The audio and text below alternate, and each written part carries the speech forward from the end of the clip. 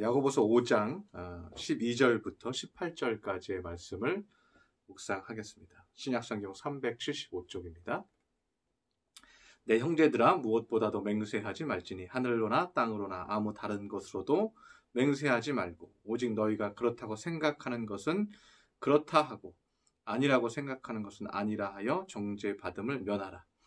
너희 중에 고난당하는 자가 있느냐 그는 기도할 것이요 즐거워하는 자가 있느냐 그는 찬송할지니라. 너희 중에 병든 자가 있느냐 그는 교회의 장로들을 청할 것이요 그들은 주의 이름으로 기름을 바르며 그를 위하여 기도할지니라. 믿음의 기도는 병든 자를 구원하리니 주께서 그를 일으키시리라. 혹시 죄를 범하였을지라도 사하심을 받으리라. 그러므로 너희 죄를 서로 고백하여 병이 낫기를 위하여 서로 기도하라. 의인의 간구는 역사하는 힘이 큼이라. 엘리야는 우리와 성정이 같은 사람이로되 그가 비가 오지 않기를 간절히 기도한즉 3년 6개월 동안 땅에 비가 오지 아니하고 다시 기도하니 하늘이 비를 주고 땅이 열매를 맺었느니라. 내 형제들아 너희 중에 미혹되어 진리를 떠난 자를 누가 돌아서게 하면 너희가 알 것은 죄인을 미혹된 길에서 돌아서게 하는 자가 그의 영혼을 사망에서 구원할 것이며 허다한 죄를 덮을 것임이라. 아멘.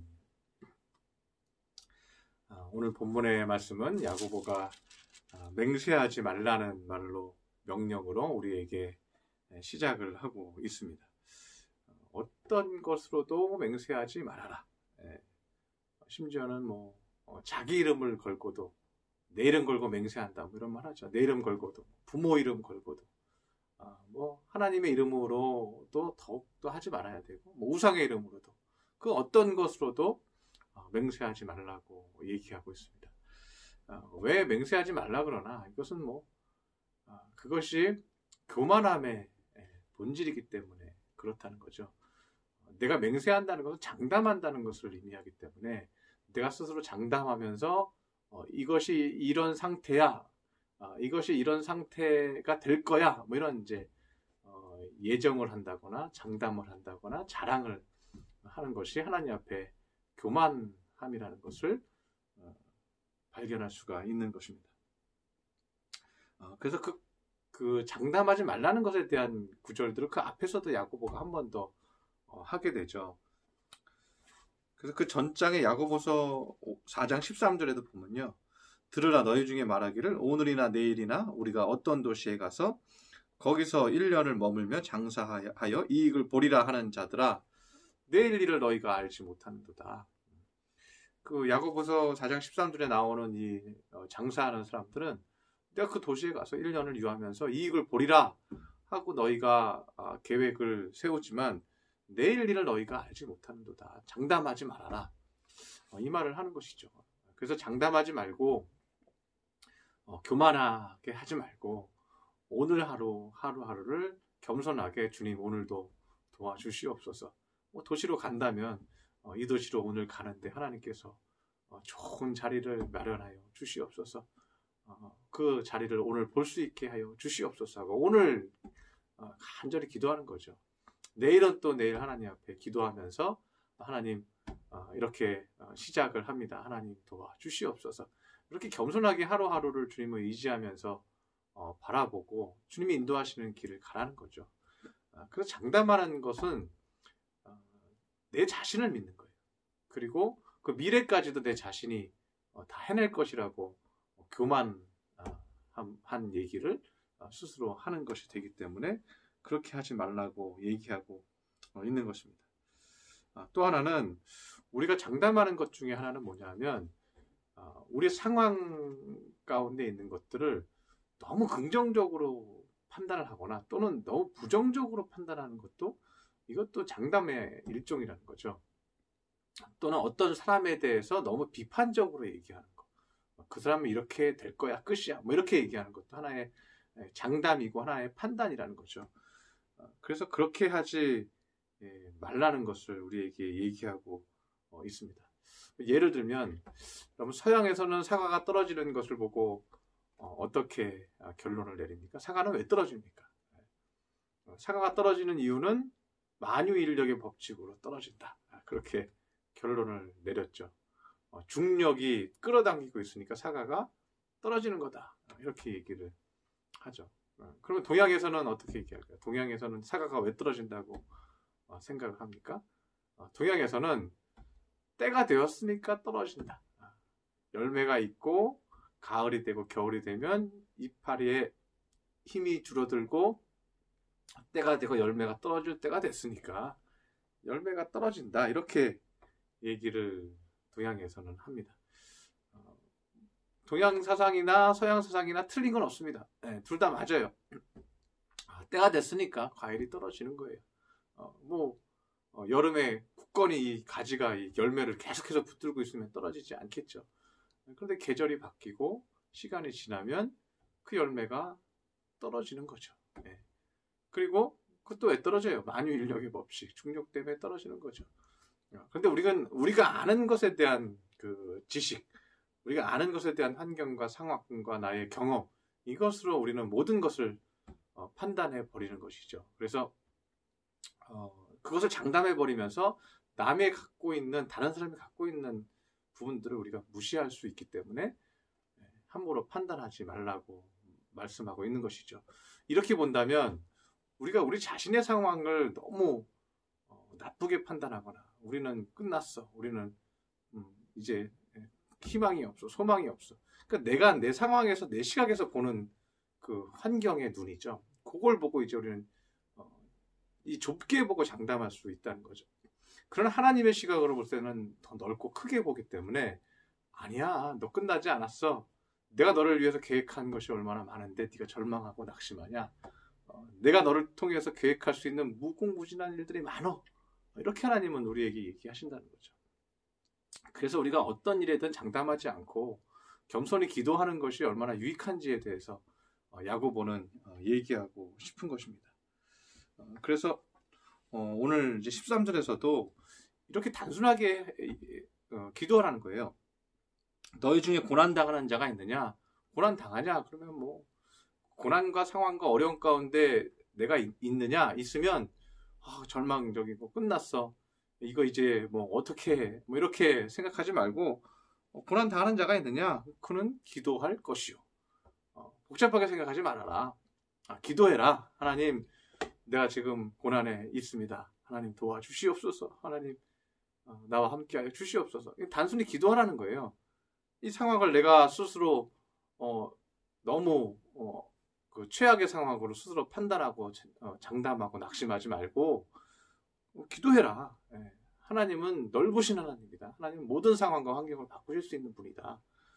그런 거죠. 그리고 즐거워하는 자가 있느냐? 뭐 즐거워서 뭐 좋은 일 생겼다고 이젠 다 됐어. 이제는 나는 이제 좋은 일만 남았어. 이제는 나는 즐기기만 하면 돼.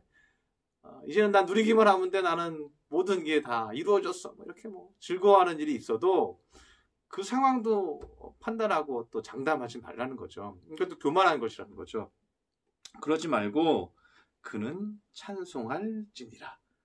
즐거워하는 자가 있느냐? 그러면 교만을 떨지 말고 주님 앞에 감사합니다. 주를 찬양합니다. 나에게 좋은 때도 주시니 감사합니다. 주님이 하셨습니다. 주님이 이끄셨습니다. 그래서 그것이 환난과 어려운 상황일지라도 기쁘고 즐거운 상황이 나에게 왔을지라도 그 상황 자체를 그 장담하고 이것이 나의 전부인 것인 것처럼 또는 낙심하고 뭐 이러지 말고 환난이 왔을 때는 주여 나를 지켜주옵소서, 내 마음 지켜주시옵소서 하고 간절히 기도하고, 좋은 일이 왔을 때는 주님 저에게 좋은 일도 허락하시니 감사합니다 하고 항상 중심이 하나님에게 있으라는 거죠. 함부로 판단하고 장담하고 낙심하고 이러지 말라는 것이죠. 14절부터는 병든 자에 대한 얘기들을 하고 있습니다. 병든 자도 마찬가지입니다. 병든 자가 있을지라도 너무 비관하지 말고 목회자들과 장로들에게 말하고 주의 이름으로 이 장로들은 기름을 바르고 그를 위해서 기도해 주라는 거예요. 그 환자가 절망적인 상황일지라도 전혀 뭐 나을 수 없는 최악의 상황일지라도 우리는 그를 위해서 기름을 바르고 기도해 주라는 겁니다. 그리고 기도해 주며 또 그 기도를 받는 자는 겸손하게 회개하라고 얘기하고 있습니다. 그래서 병의 치유에 대한 조건이 하나 있는데요. 그것은 주변 사람이 간절히 기도해 주는 것이 하나 있고요. 그리고 이 병자는 자기가 기도할 수 있는 힘이 없는 거죠. 그냥 하나님 앞에 도와달라고 기도는 하지만 그 힘이 연약한 거죠. 그리고 마음도 절망하기가 쉬운 거죠. 그것이 이 환자가 갖고 있는 어려움이죠. 그래서 기도하는 자가 열심히 기도해주고, 두 번째는 이 기도를 받는 사람이 간절함과 함께 회개가 있어야 한다는 것을 말씀하고 있습니다. 그래서 15절에 보면 병이 낫는다는 말을 하기보다는 죄를 범하였을지라도 사하심을 믿으라고 말하고 있습니다. 믿음의 기도는 병든 자를 구원하리니 주께서 일으키시리라. 혹시 죄를 범하였을지라도 사하심을 받으리라. 죄를 범하였을지라도 이렇게 나와야죠. 죄를 범하였을지라도 나음을 받을 것이다. 이렇게 본문이 써야 좀 문맥상 맞는 얘기잖아요. 그런데 죄를 범하였을지라도 죄사함을 받을 것이다. 이렇게 표현하고 있죠. 그래서 하나님께서 초점을 맞추고 있는 것은 이 환자의 병에만 초점을 맞추고 있는 것이 아니라 이 사람이 아플 때 주님 내가 죄를 지었습니다. 주님 내가 죄인입니다 라고 인정하기를 바라시고 그가 하나님 앞에 회개하기를 바라시는 거죠. 그럴 때 하나님께서 죄사함을 주시면서 병을 고쳐주신다는 것을 말씀하고 있는 것입니다. 그래서 16절에서도 너희가 죄를 서로 고백하여 병이 낫기를 위하여 서로 기도하라고 얘기합니다. 그냥 서로 병 낫게 해주시옵소서 하고 이렇게만 기도하는 것이 아니라 서로 죄를 고백해라. 서로 죄를 고백해라. 서로 혹시라도 미워하고 서로 이제 아프게 한 부분이 있다면 내가 잘못했다 하고 서로 고백하고, 또 서로 미안한 감정이 있으면 고백하고, 하나님 앞에 죄 지은 것이 있다면 그 죄를 또 오픈하고 내가 하나님 앞에 이런 죄를 지었습니다 하고 오픈하고 고백하고, 그리고 서로를 위해서 기도해라. 그러면 뭐가 돼요? 그러면 그 죄를 고백하고 하나님 앞에 회개했을 때 우리는 의인이 되는 거예요. 그래서 그 다음에 바로 이런 말씀이 나오는 거예요. 서로 기도해라. 서로 죄를 서로 고백하면 어떻게 의인이 되죠. 그 다음에 뭐요? 의인의 간구는 역사하는 힘이 큼이니라 고 말합니다. 그래서 우리가 기도해주는 사람이든 기도를 받는 사람이든 서로 연약함과 서로의 죄가 하나님 앞에 회개가 되고 또 오픈이 되고 용서하여 주옵소서 하고 서로 품어주고 이렇게 기도할 때 이 의인의 간구에 역사하는 힘이 크다고 말씀하고 있는 것입니다. 그래서 우리가 누군가를 위해서 기도해주고 간구해줄 때 하나님이 역사하신다는 것을 우리는 알 수가 있습니다. 마가복음 2장의 말씀에 보면요, 그 중풍병자 이야기가 나오죠. 우리 중풍병자 이야기를 잘 알고 있죠. 친구들이 4명의 친구들이 중풍병에 걸린 친구를 마대자루에 이렇게 의지해서 그 친구를 데리고 오죠. 그리고 지붕을 뜯죠. 그래서 지붕에서 내려서 구멍을 내고 이 누운 상태에 있는 이 친구를 치료해달라고 예수님에게 간청을 하죠. 예수님은 그들의 믿음을 보시고 중풍병자에게 이르시되 작은 자야 네가 죄사함을 받았느니라고 말씀해 주십니다. 첫 번째는 그들의 믿음을 보시고 중풍병자에게 말합니다. 네. 이 친구는 중풍병에 걸려서 몸이 마비된 상태죠. 다리도 팔도 못 움직이고 입도 말할 수 없는 상태죠. 그리고 귀에 들리기만 하고 눈으로 보이기만 하는 그런 상황이죠. 예수님한테 제 병 좀 고쳐주세요 라고 얘기할 수 있는 상황이 전혀 아닌 거예요. 그런데 이 친구들이 내 친구를 위해서 대신 간청해 준 거예요. 주님, 이 친구가 우리가 사랑하는 귀한 친구인데 이 친구를 좀 고쳐주십시오. 주님이 기도해 주면 이 친구가 나을 것입니다. 라고 간청을 한 거예요. 근데 주님께서 이 내 친구들의 간절한 그 간청을 들으시고 뭐라고 얘기해요? 예수께서 그들의 믿음을 보시고 중풍병자에게 이르시되 작은 자야 내가 죄사함을 받았느니라 그래요. 이 네 명의 간절한 간청, 간구를 통해서 주님은 이 친구를 고쳐줄 생각을 결심을 하십니다. 그런데 두 번째 또 뭐가 필요하냐면 작은 자야 내가 죄사함을 받았느니라 그러세요. 내가 병이 낫다 이렇게 얘기하는 게 아니에요. 그런데 왜 죄사함을 받았다는 얘기를 할까요? 제가 볼 때는요.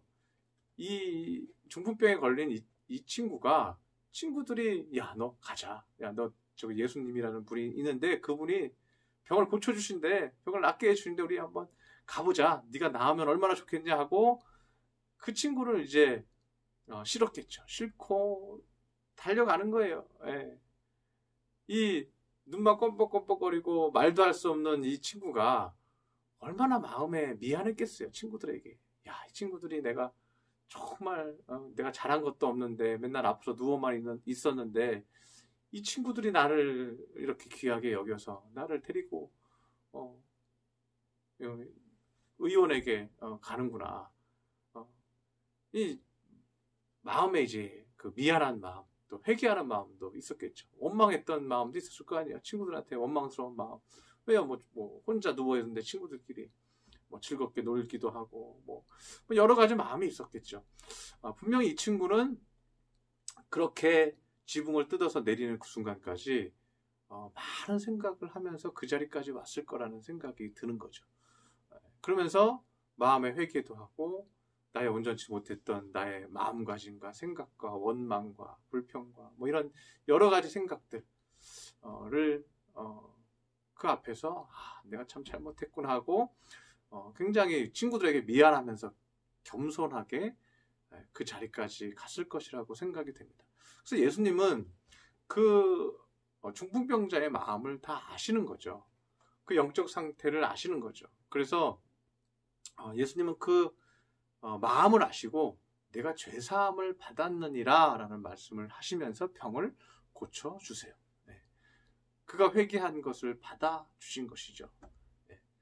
그래서 우리가 두 가지가 필요하다는 거예요. 우리가 누군가를 위해서 간절히 기도하면 하나님은 그 사람을 바라보신다는 거예요. 그것이 얼마나 소중한 것입니까? 여러분이 주변에 있는 아직 온전치 못한 사람들, 연약한 친구들이 있겠지만 그들이 여러분의 간구와 기도를 통해서 주님이 그들을 바라보신다는 거예요. 주님이 여러분이 기도한 사람을 보시고 그래 내가 그를 고쳐주겠다. 그를 치료해주겠다. 그의 마음을 치료해주겠다. 그의 죄를 사해주겠다. 그가 언젠가 나에게 오면 내가 그를 용서해주겠다. 그의 마음과 그의 아픈 곳을 고쳐주겠다. 말씀하신다는 거죠. 저와 여러분의 역할이 얼마나 소중한 것입니까?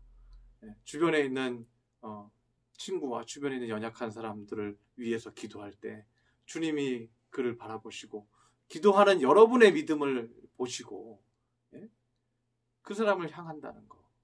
그 사람을 향하여 내가 너의 죄를, 너의 아픔을, 너의 눈물을, 너의 고통을 내가 감싸주겠다. 내가 죄사함을 받았느니라 하고 그의 영적인 질병, 마음의 질병, 육적인 질병 다 치유해 주신다는 거예요. 그래서 우리의 믿음의 간구가 우리 믿는 사람들의 간구가 얼마나 소중한지 깨달을 수 있다는 것입니다. 그래서 온전치 못한 사람도 우리가 긍휼히 여기면 주님도 긍휼히 여기시고 고쳐 주신다는 거예요. 그래서 오늘 비유로 엘리야의 비유를 좀 하고 있는데요. 17절에 보면 엘리야는 우리와 성정이 같은 사람이로되 그가 비가 오지 않기를 간절히 기도한즉 3년 6개월 동안 비가 오지 않았다. 다시 기도하니 하늘이 비를 주고 땅이 열매를 맺었다고 말합니다. 엘리야의 기도가 우리와 성정이 같다. 우리가 별다른 게 없다. 대단한 성정을 가진 것이 아니다. 그러나 간절히 기도했을 때 하나님께서 역사하셨다고 말하고 있습니다. 이것은 우리가 기도해도 하나님께서는 귀를 기울여 주시고 자연계를 변화시켜 줄 수 있다는 것을 의미하고 있습니다.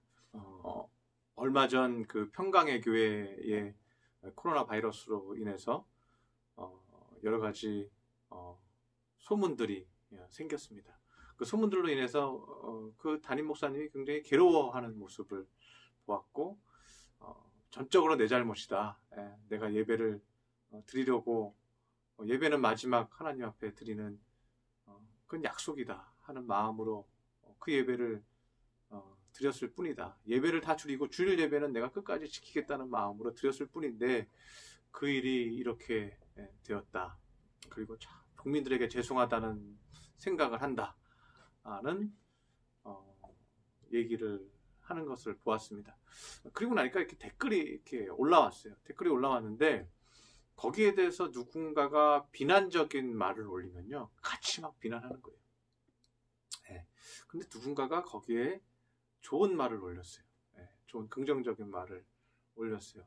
그래도 지금이라도 이렇게 하셨으니 다행입니다. 앞으로 이 교회가 잘 되기를 바랍니다. 기도합니다. 누가 이렇게 글을 올리니까 그 밑으로도 좋은 글들을 이렇게 올리는 것을 제가 보았습니다. 그런데 여러분 반대로요, 누구 하나가 그것을 굉장히 저주하고 나쁜 글을 이렇게 메인에 탁 처음에 올리면요, 그 밑으로 이렇게 나쁜 글들이 쭉 내려와요. 그래서 여러분 이게 중요한 게 뭐냐면 우리가 누군가를 축복하면서 기도해 주는 것, 이 중보 역할이라는 게 굉장히 소중하다는 것을 발견할 수가 있는 것이죠. 프랜시스 셰퍼라는 사람이 있습니다. 이 셰퍼가 이런 말을 했습니다. 하나님 앞에는 작은 자도 없고 낮은 자도 없다. 하나님 앞에는 너 너무 작어, 너 이런 말을 안 하신다는 거죠. 그리고 하나님 앞에는 낮은 자도 높은 자도 없다. 너 너무 인간성이 낮죠. 이렇게 얘기하지 않는다는 거죠. 하나님은 헌신한 자와 헌신하지 아니한 자 두 부류만 있다. 이런 얘기를 했습니다. 그리고 얘기하는 것이, 그럼 헌신한 자와 헌신하지 아니한 인간 두 부류만 있다는 거예요. 그럼 헌신한 자는 누구인가? 하나님 앞에 헌신한 자는 누구인가 하는 거예요. 하나님 앞에 헌신한 자는 누군가를 변화시킬 수 있는 사람인가? 아니면 아무도, 나 자신조차도 변화시킬 수 없는 사람인가에 달려 있다 하는 거예요. 하나님 앞에 헌신하는 자는 뭐예요? 하나님 앞에 헌신하는 자는 변화를 시킬 수 있는 사람이에요. 나도 내 자신을 변화시킬 수 있고, 내 마음을 변화시킬 수 있고, 나도 누군가를 변화시킬 수 있도록 중보해주는 기도를 해주고, 하나님 앞에 이끄는 사람이 되어주고, 이런 사람이 되라는 거예요. 하나님 앞에는 그 두 사람의 종류만 보인다는 거죠. 저와 여러분은 어떤 사람입니까? 간절히 기도해서 이 중풍병에 걸린 친구를 데리고 와서 이 친구 좀 고쳐주세요 하는 그런 사람입니까? 아니면 나 하나만 생각하는 사람입니까? 누군가를 변화시킬 수 있는 사람, 그리고 간절히 이 사람 좀 치료해 주세요라고 얘기할 수 있는 사람, 그런 사람이 되어야 한다는 거죠. 하나님은 그런 사람을 지켜보신다는 거죠. 그래서 오늘 마지막 19절, 20절에도 이렇게 얘기합니다. 진리를 떠난 자를 우리가 돌아서게 할 수 있다는 거예요. 그 사람이 죄인이 되고 미혹된 길에서 돌아서게 하면 그 사람으로 인해서 그 영혼이 사망해서 구원을 얻게 된다는 거예요. 엄청난 일을 우리가 할 수 있다는 거죠. 죽을 수밖에 없는 사람을 우리의 기도를 통해서, 우리의 간구를 통해서, 우리가 하나님 앞에 의뢰하고 그 사람을 하나님 앞에 인도함을 통해서 하나님이 그를 바라보게 하시고, 하나님이 그를 긍휼히 여기게 하시고, 불쌍히 여기게 하시고, 하나님이 그에게 은총을 베풀게 하시고, 하나님이 그를 뜨겁게 하시고, 회개하게 하시고, 병을 고쳐주시고, 아픈 곳을 치료해 주시고, 어둠을 빛으로 바꾸어 주시는 역할을 우리가 중보자로서 하게 돼서 그 영혼을 사망에서 구원하게 될 것이라는 겁니다. 이 사람이 바로 아까 제가 얘기했던 셰퍼가 말하는 일꾼이라는 거예요. 일꾼. 일꾼은 영혼을 변화시키는 일을 하는 것이라는 말입니다. 오늘 말씀을 전체적으로 정리를 하면 이런 거예요. 우리의 환경과 상황을 장담하거나 판단하거나 맹세하지 말라는 거예요. 그리고 어떤 사람도 장담하거나 판단하지 말라는 거예요. 그리고 가능성을 보고 하나님 앞에 의뢰하고 하나님 앞에 기도해 주어서 그가 변하기를, 그가 하나님을 바라보기를, 그가 회개하기를, 그가 돌이키기를, 온전해지기를 중보하고 기도하는 하나님의 일꾼이 되라는 거예요. 그렇게 하면 그 사람이 영혼을 구원하는, 죽을 수밖에 없는 영혼을 구원하는 하나님의 거룩한 그릇이 쓰임받는 소중한 일꾼이 된다는 것입니다. 저와 여러분이 할 일이 많습니다. 우리가 능력이 있던 없던, 공부를 했던 적게 했던, 하나님이 보시는 것은 딱 한 가지입니다. 여러분이 변화의 주체가 될 것인지, 아니면 나 자신조차도 변화시킬 수 없는 사람이 될 것인지, 우리가 한 영혼이라도 그들을 위해서 기도해주고 그들을 주님 앞에 이끌어 주면 우리는 하나님의 일꾼 되는 것입니다. 우리 믿음의 성도들, 각자의 처소에서 여러 가지 어려움이 있겠지만 여러분, 하나님은 어디나 계시고 무소부재하십니다. 여러분 자리에서 간절히 기도하여서 여러분 머릿속에 떠올리고 생각나는 사람들이 있을 것입니다. 이런 사람, 저런 사람, 또 힘든 사람, 눈물 흘리는 사람, 아픈 사람은 다 떠올리면서요, 여러분 기도하시기 바랍니다. 기도할 때 하나님이 그들을 긍휼히 여기시고, 오늘 제가 말씀 묵상했던 것처럼 중풍병자에게 얘기했던 것처럼 내가 너의 믿음을 보고 그 사람의 죄를 품어주고 용서해준 귀한 역사가 저와 여러분에게 일어나기를 축원합니다. 할렐루야. 사랑의 하나님 아버지, 오늘 귀한 말씀을 주시니 감사를 드립니다. 우리가 어떠한 상황이든 판단하고 장담하지 않기를 원합니다. 또 맹세하지 않기를 원합니다.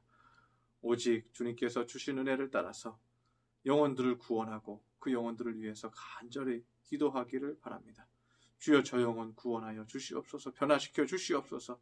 그 마음 치료하여 주시옵시고, 그 어둠 치료하여 주시고, 그 빛을 비추어 주시옵시고, 회개할 때에는 병을 고쳐주시고 그 마음에 은혜를 베풀어 주시옵소서 하고, 우리가 기도하는 사람 되게 하여 주시옵소서.